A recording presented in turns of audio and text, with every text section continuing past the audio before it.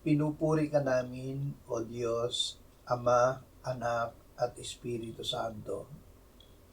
Salamat, Ama, na ibinigay mo sa amin si Jesus na iyong anak, na namatay para sa aming kasalanan, iyong muling binuhay, iniakyat at iniluklok sa iyong kanan sa langit.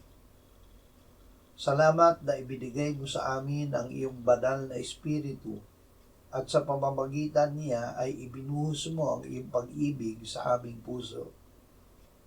Ama, dahil ikaw ay walang hanggan, ang pag-ibig mo sa amin ay walang hanggan. Hindi masusukat ang iyong awa sa amin. Ito ay pinatunayan mo nang si Kristo ay namatay para sa amin noong kami ay mga makasalanan pa. Dahil kay Kristo ay pinawalang sala mo kami at nilalang na muli. Binigyan mo kami ng bagong espiritu na pinananahanan mo at ng iyong anak sa pamamagitan ng Espiritu Santo. Amen.